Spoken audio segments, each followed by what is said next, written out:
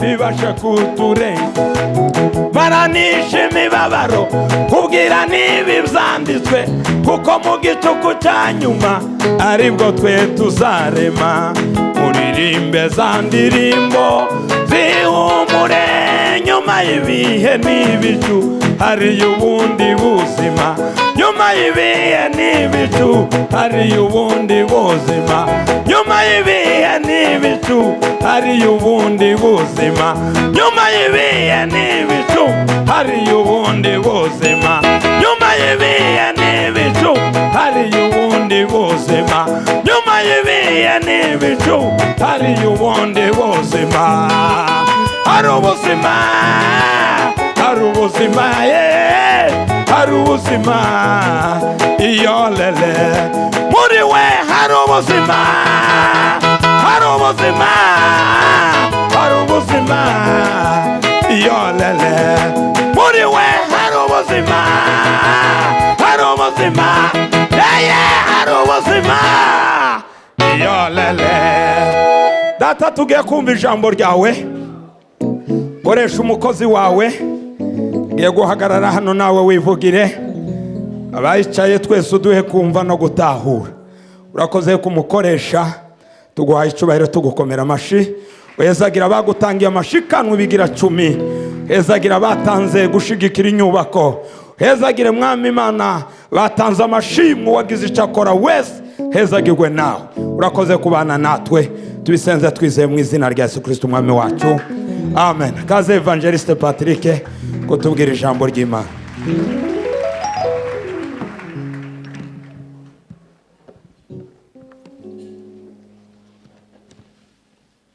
Haleluya. Haleluya. Turanezerewe cyane kuri uyu munsi Imana iduhaye. Kansabe Pastor amfashe gusoma. Ndasoma hamwe nawe asoma handi, nashaka yicare asome yice kugira ngo aruhuke. Ndasoma hamwe nawe asoma. Dusoma mu gitabo cyo Kuvayo abazanye za Bibiliya.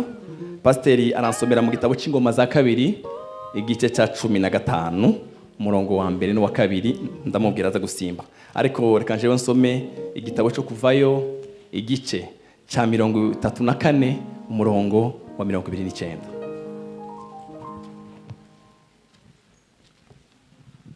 Ndizera ko mwahabonye kuva intiyo kugora.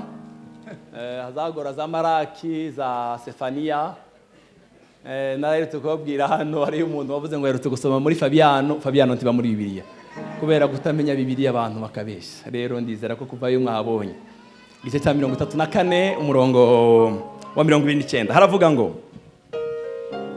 Mose amanuka uwo musozi Sinai afise mu minwe bya bisate byombi biriko ibishinga ntahe, kandi aho yamanuka uwo musozi ntiyarazi yuko mu maso wacu bibatsi, kubw'uwo bahora bakebukana. Amen. Haleluya. Kubw'uwo bahora bakebukana. Pastor nansomere umurongo wa mbere no kabiri. Ingoma za kabiri. Ingoma za kabiri, gitabo cy'Ingoma za kabiri ibice 15 umurongo wa mbere no wa kabiri. Mutwe w'amajambo uravuga ngo Asa akuraho iby'ibigirwamana mu gihugu. Maze Mpwemu w'Imana aza kuri Azariya mwene Odedi, aja gusanganira Asa, aramubarira ati, nimuntega amatwi yewe Asa mwe n'Abayuda n'Ababenyamini mwese, Uhoraho azokomeza kubana namwe nimwakomeza kubana nawe, kandi nimwamurondera muzomubona, ariko nimwamuheba nawe azobaheba. Umurongo wa 12. Umurongo wa 12 haravuga ngo maze basezerana isezerano ryo kuzokwama barondeza Uhoraho Imana y'abasekuruza imitima yabo yose n'ubugingo bwabo bwose. Umurongo wa 15. 15 kandi Abayuda bose iyo ndahiro irabanezereza kuko bari bararahiye bivuye inyuma. Haleluya. Bakarondera Uhoraho n'umwete wabo wose bakamubona, maze Uhoraho abaha kugira umutekano impande zose. Amen. Imana igumugisha. Reka ndangirize naje mu gitabo cya Filemoni, icyete kigufi cya Filemoni. Igice cya mbere ni icyo gice cyonyine igira. Ndasoma umurongo wa 4 simbire ku w'indwi gusa. Filemoni ni urupapuro rw'200 hageze. Haravuga ngo, shima Imana yanje ubudasiba nguhoza mu kanwa uko nsenze.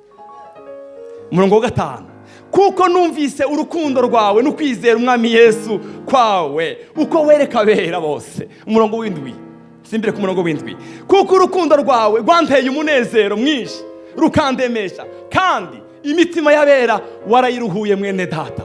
Imana ibahezagire.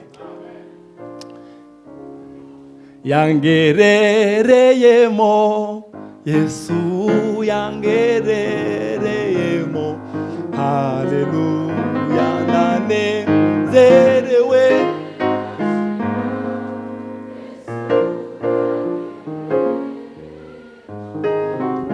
Duheze Imana icyubahiro twese nimba turi hano. Bwana asifiwe. Kidaro kiregere neza. Abaririmbyi namwe n'inzu turirimba muririmbe niko kwisa. Naretse gukezera no kuzimira, Yesu aho yangereramo. Ibyaha byanje byarakuweho rwose, Yesu yangerereyemo. Yesu yangerereyemo, Yesu yangerereyemo, haleluya, nane.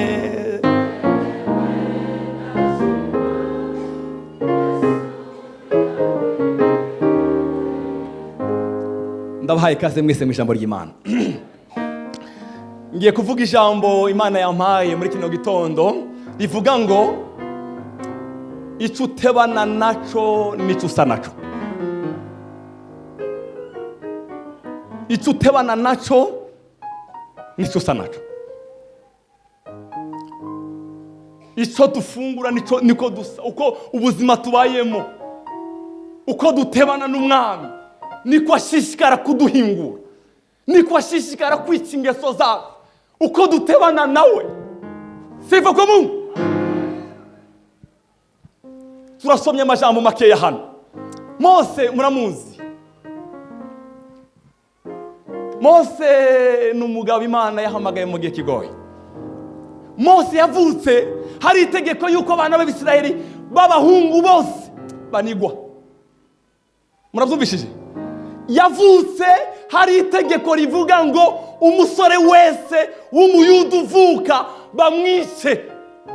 Ariko kubera umugambi w'Imana, sifa kwa Mungu, kubera umugambi w'Imana ngo Imana yarifite muri Mose, umunsi umwe umukobwa wa Farawo, Mose akwisha amezi 3 ngo nyina ariko aramwitegereza akabona ubwiza bwe, aravuga ngo ese uyu muhungu nzomugira gute, nzomunyegeza gute, amushiririya ku kiyaga. Umugambi w'Imana umukura umukobwa wa Farawo mu nzu y'ibwami ngo aje kogera iribwa ngo kuruzi. Nta wamenya iwabo nta kintu na kimwe yarabuze, ariko kugira ngo umugambi w'Imana ushike, sifa kwa Mungu, aragenda. Wa mukobwa ariko aroga ngo abona agaseke ngo akuguruye ngo agasanga nk'umuhungu mwiza cyane. Wa mukobwa aravuga ngo uyu muhungu n'umuhungu w'Umuheburayo. Mutekereze namwe, ise niwe wari watanze itegeko ryo kwica abana b'abahungu, ariko wa wundi nyine niwe wareze Mose. Imana yagambiriye kuri wewe kizasohora. Imana yagambiriye kuri wewe kizasohora. Haleluya! Sifa kwa Yesu Masihi. Mose arakura, arya ibyo kurya z'ibwami, arabyibuha, amera neza. Olopi de lekosi kilima. Igihe Imana kiragera, abanza guhungira kwa Yetiro, avayo. Imana iramubwira ngo ugende kwa Farawo. We urahazi. Mose urahazi neza. Ubwire Farawo ngo igihe cyageze cyo gukura abana b'Isiraheli hano. Farawo abanza kwanga, haba ibitangaza n'ibitangaza. Mureke mbabwire ikintu cyantangaje. Ibikere byagenda bitera Yerusa hariya muri Egiputa, ariko i Gosheni ahajyanye abana b'Imana habe n'igikeri na kimwe. Ahandi imvura ikagwa i Gosheni ngo bakabaho bakaza barangiza imvura gusa, ahandi umwijima ukaba i Gosheni. Hala pridele kosilima. Imana yagambiriye kuri wewe kizasohora. Imana yagambiriye kuri wewe. Bwana sifiwe. Tubayeho mu isi y'abantu baza bavuga. Tubayeho mu isi y'abantu baza bavuga. Hari amazina bakwise, hari ibyo bakuvuzeho, ariko wewe ugumye Imana yakuvuzeho. Imana yatuvuzeho kirakomeye. Olopride. Mureke mbabwire. Imana yamvuzeho naho muhaguruka n'abandi bakristo bataraza ntimushaka kukingura naho n'abandi bataravuka.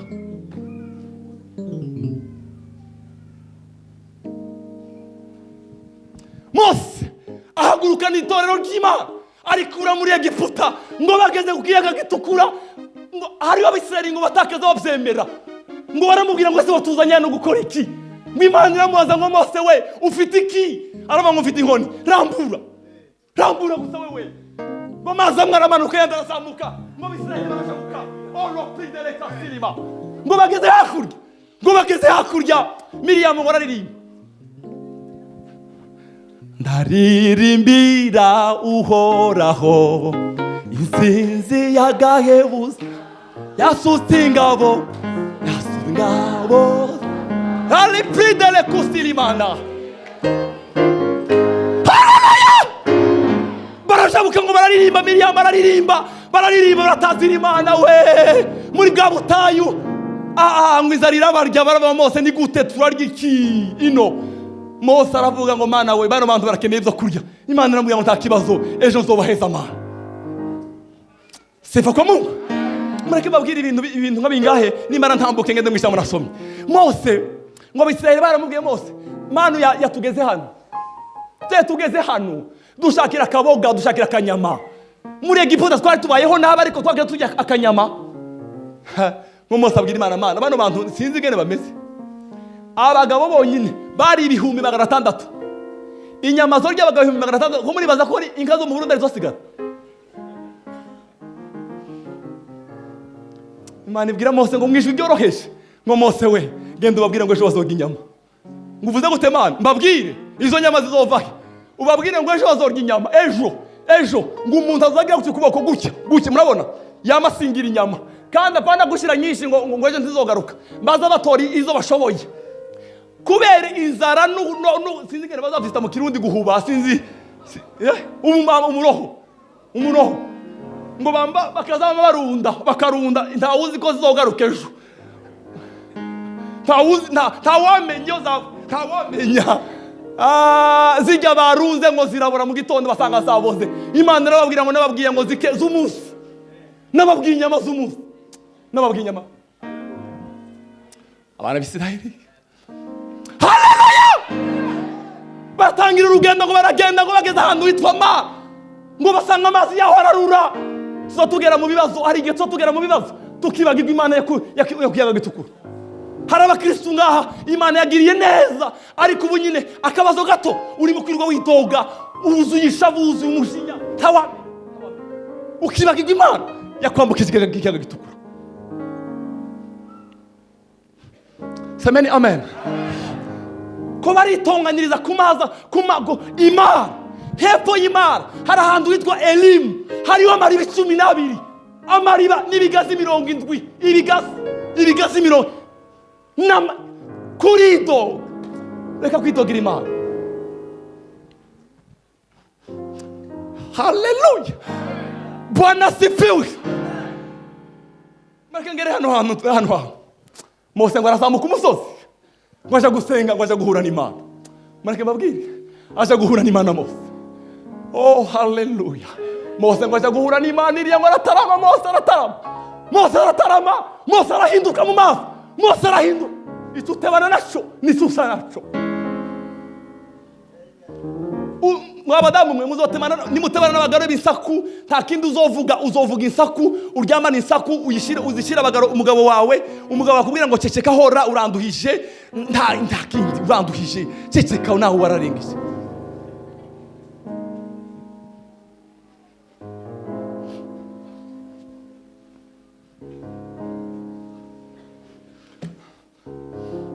niwateba mu ijambo abagenzi bawe uzobatransfera ijambo ry'Imana, uzobatransfera indirimbo, uzobatransfera ubutumwa bwiza, uzobatransfera ufite amaneno gusa y'isari y'inzigo uburyarya aribwo bukuzuye, ariko iyo utabanye n'Imana aza guhingura. c'est le prix de la cosilima. Paulo ari ijambo twasomye mu gitondo rivuga ngo Paulo yabwiye Abakolosayi aravuga ngo tuvuga ubutumwa bwiza ngo kugira ngo tubashikirize Imana muhinguriwe muri Kristo, muhinguriwe muri Kristo Yesu umwana w'Imana. Mana himbazwe ngo musaba umusozi ngo bene wabo bakazafata mu maso. Mose we ni gute oya bagafata ngo kubera ubwiza bw'Imana bwari muri we. Ntabwo uzuzura ubwiza bw'Imana utabana n'Imana, uzuzura amaudiyo n'amakuru n'udufilime twakanyonza n'aba papa sava n'abijya bindi byandimbati nibyo biza kuzura bandimbati.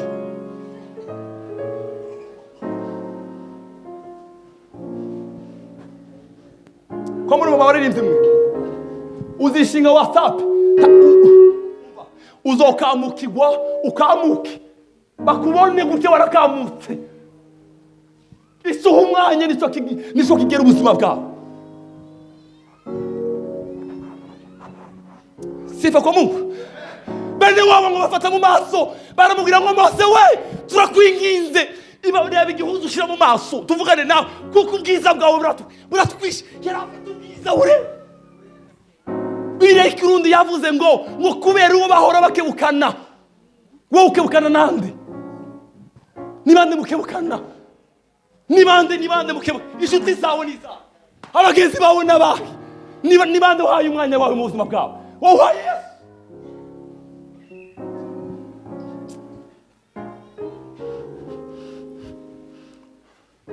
Hale prix de l'écosikilima. Umukobwa witwa Fanny yararirimbye aravuga ngo sinchiganza ni yesangaba biriwe nuko mbamuriwe mpora nitezi byizazompa bivuye mu rukundo rwiwe. Haleluya! Asa yaje amurasuye mu ngoma ngo agiye kubutware paste Asa agiye kuba umwami wa Israeli ngo ikintu cya mbere yakoze ngo yimuye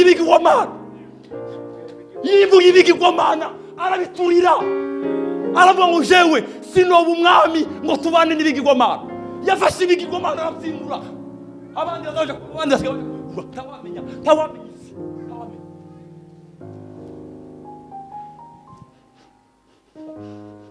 Baste yarafashe ibigirwamana arabiturira aratwika aravuga ngo jewe Asa sinshobora kuba mu gihugu kirimo ibigirwamana. Bizobahombana ndababwisha ukuri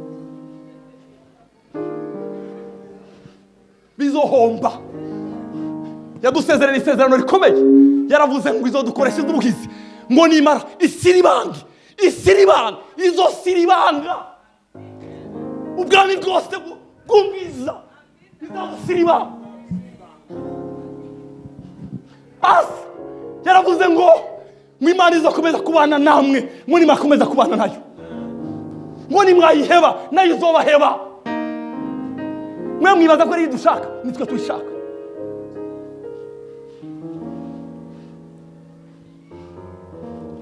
Izokomeza kubana nawe. Ikintu nakunze Pastor umurongo wa 15 wavuze ngo Abisirayeli ngo iyo nama barishima ngo barondera Imana n'umutima wabo wose ngo maze Imana ngo ibaheze umutekano impande zose. Ibaheze impande zabo zose. Abisirayeli ngo bakaza baryaho ngo bakamenya ko baryamanye n'Imana kubera bayihaye ikibanza cya mbere mu buzima bwabo.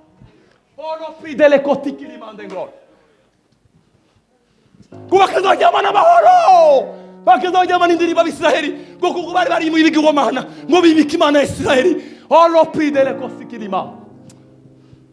Nampenda Yesu, nampenda maisha yangu yote mimi, nampenda, nampenda Yesu, nampenda maisha yangu yote, nampenda. Haleluya! Ubuzima bwawe bwuzuye ubwoba, ntawo wahaye ikibanza, wahaye ikibanza amaudio.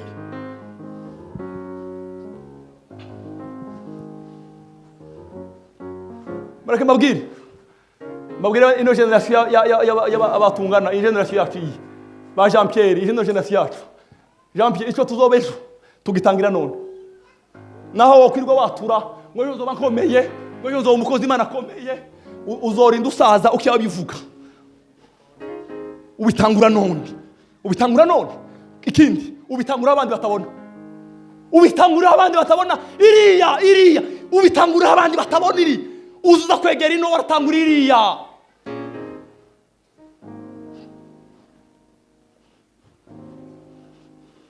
Imana ibahezagire cyane. Imana izakomeza kubana natwe nitwakomeza kubana nayo. Nitwayiheba izaduheba. Ni principe ntabwo kubembereza. Oya kandi ni nyayi. Imana ihimbazwe. Ngo nimwanyegera nzabegera. Nimwanyegera nzabegera.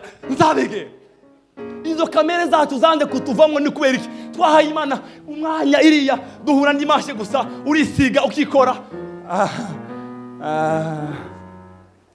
Umukozi wo munzu wawe ntazi kukijijwe. Ibitutsi gusa, ibitutsi 500 mu gitondo kimwe pru. Ugasiga ikirato mu gitondo ndagiye muri gerezo dezambe. Ikintu cyonyine kizakidutuma dupfa. Paulo yabwiye abakorinto arababwira ngo Kristo yapfiriye abantu bose, ngo nuko rero bose barapfuye. Icyatuje yapfira bose ngo nukugira ngo tweho twoye kubaho twinezeza. Pastor, tubaho tunezeza uwo dupfira katuzuki.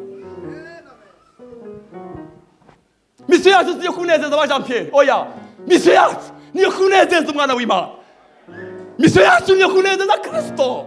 Oh, hallelujah! Oh, no, pridele kostili mande glory. Mani ibazwe ndagwaye tubare wa mana we, ndagwaye. Nzohembwa mana. Mureke mbabwira icyo nzohembegwa mama Renita. Nzohembegwa ubutumwa bwiza bwa Kristo. Hallelujah. Oh, lo pridele kostili ma. Teo ngo Ezekiya ngo umunsi yagiye kwimikwa. Ezekiya ngo yaragiye afata arakubura ishengero ry'Imana iminsi 16. Uranyumva neza? Pasaka ngo yari yaraheze.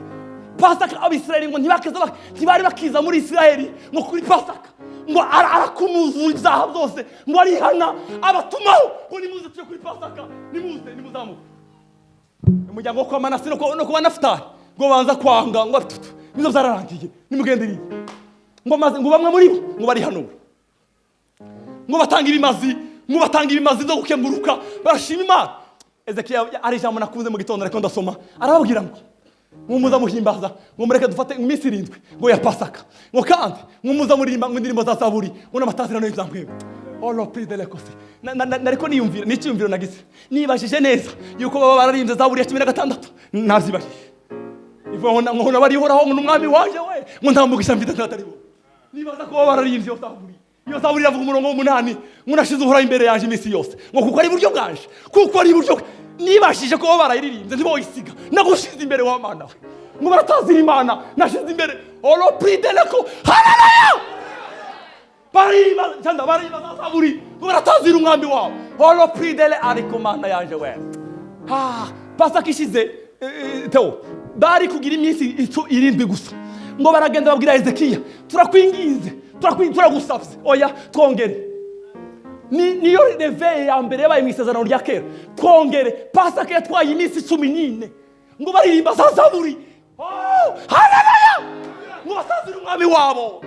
Haleluya kosikirima nibaza ko baririmba za Zaburi 145 ngo bizigiye uhora bameze nk'umuzo Siyoni gutabasha kunyeganyega kuko imisozi gose Yerusalemu ni ku Uwiteka arinzi torero ryiwe, azaririnda amaza ndetse n'amaza, uhereye none ukageza iteka ryose, uhereye none.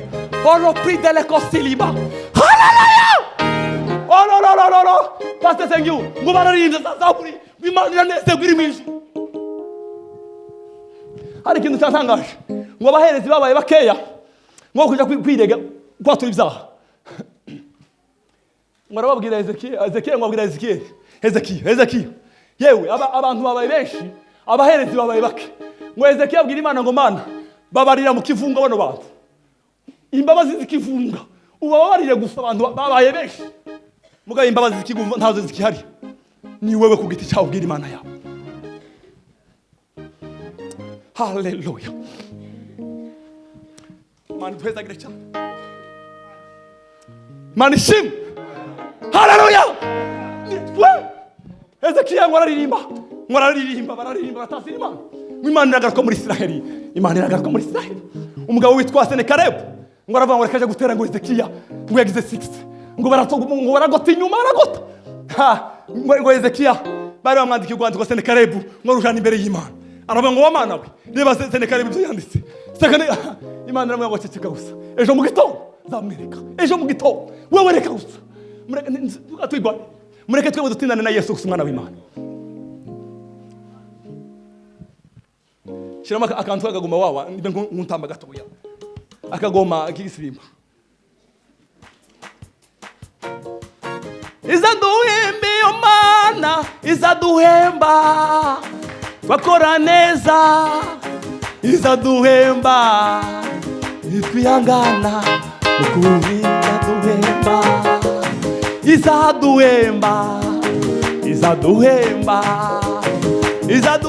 iyo Mana, izaduhemba kora neza, izaduhemba itwihangana,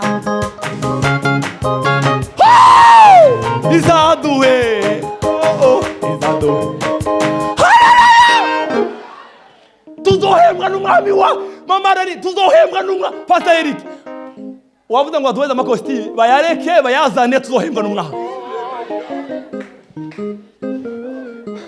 Tuzohembwa n'umwami. Haleluya! Tuzohembwa n'umwami.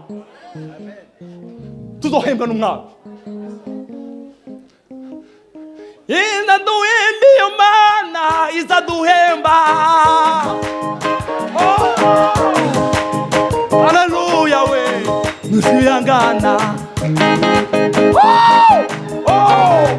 Tulukura sikale mane kore. Izaduhemba iyo Mana we, sifa kwa Yesu Masia. Haleluya nitwiyangana. Izaduhemba. Haleluya. Ola fidele sotili mane. Paulo yabwiye abakorinto Pastor Eric. Haleluya. Mwiyumvuze ubutumwa neza, ngo ndageregwa. Iyo ndabuvuze neza. Ndabakira uruhande ngo nimara muzompemba mwebwe, ko ndakorera uzompemba mu ijuru. Wihana ubwo busambanyi bwawe, iryo shari ryawe, nimbura umugore wa kabiri utahe wasezeye umugabo w'abandi. Ntabwo urimwo ngaho.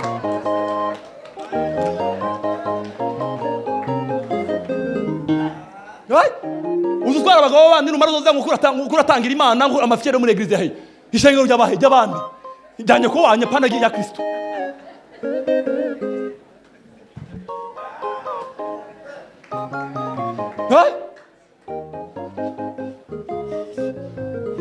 Ntabwo nzohembegwa amajambo yo kubaryosha, nzohembegwa ukuri k'ubutumwa bwiza. Paulo yaravuze ngo ubutumwa bwiza ntibutera isoni, n'imbaraga zima. Abagabo batwara abakobwa b'abandi n'abagore b'abandi bari hano, murapfuye muragowe. Mwihana umwami wacu Yesu aracyakugoma. La praise le Conseil. Naravuga ngo namama na Kristo ariko sindiho jewe, ni Kristo ari muri je. Ibyo nkora ndi mu mubiri mbikora kugira ngo nezeze uwapfira kanzuke. Ibyo nkora ndi mu mubiri je. ndabikora n'umunezero wampfiriye. Haleluya, haleluya, ndikora n'umunezero wampfiriye. Olololo pridele kostikilima.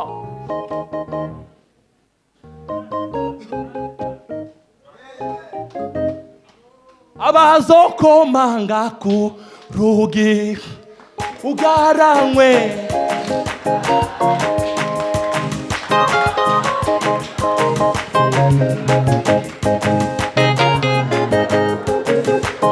ntakizowumva we.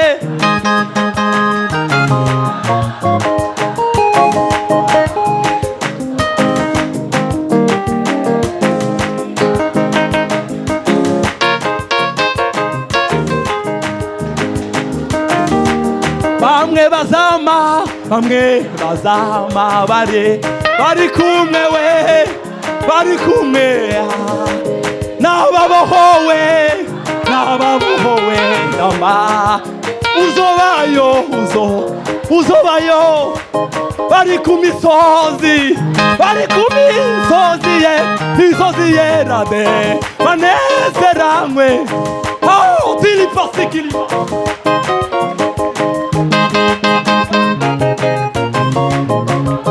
Manishimwe bari ku misozi we,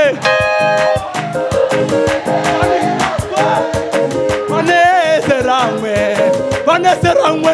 Haleluya,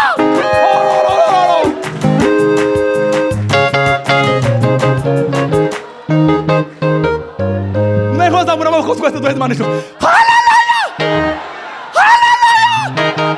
Niko bakundangariza haleluya. Tangira za haleluya vuba vuba. Olo pridele koste.